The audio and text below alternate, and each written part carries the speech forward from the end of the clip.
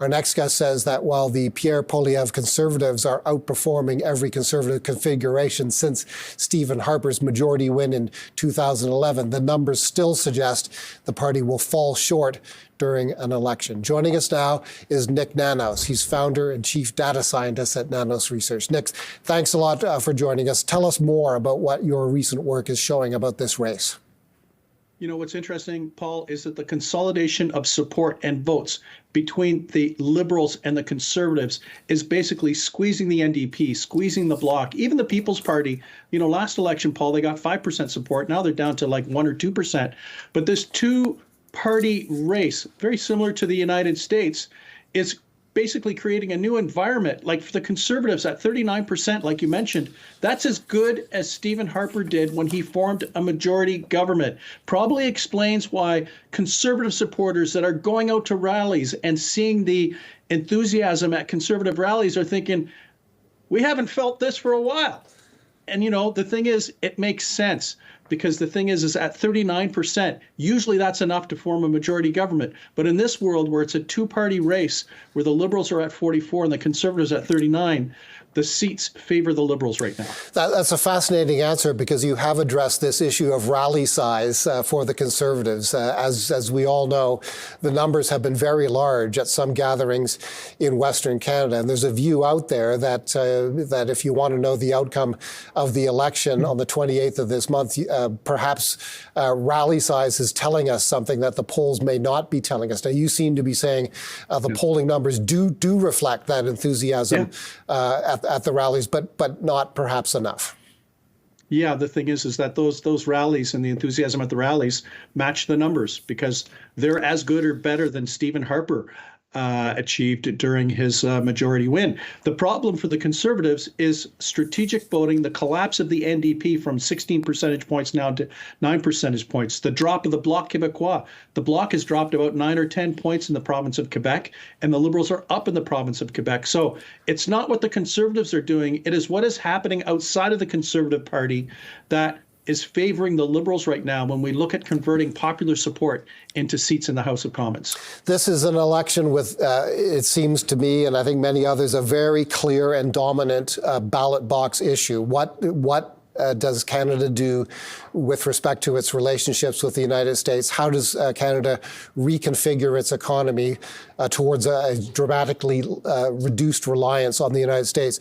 It harkens perhaps to the free trade election of the late 1980s. Is that a reason, Nik, do you think, that this has become such a two-horse race?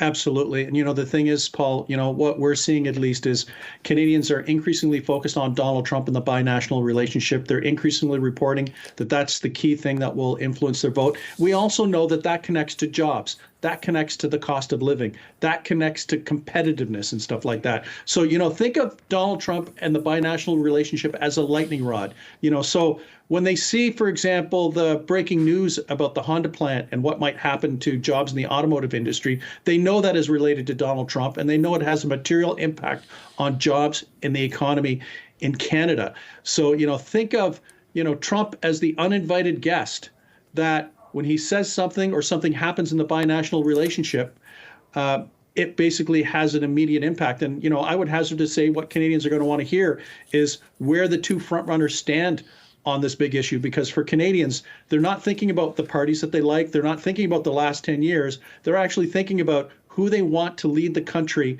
in the future to kind of navigate kind of this new environment with, you know, with Donald Trump.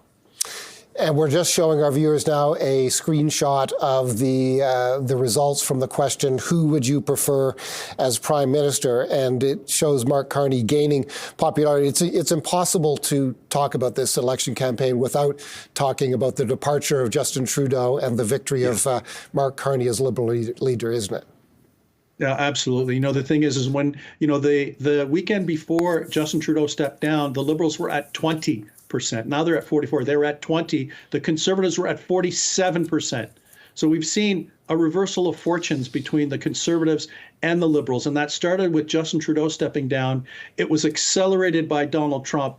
And, the Liberals started to consolidate that with the selection of Mark Carney, who is, why don't we just call him an inside outsider? Yes, he was a Liberal supporter and supporter of Justin Trudeau, but he didn't happen to sit at the cabinet table when a lot of these decisions have been made over the last 10 years.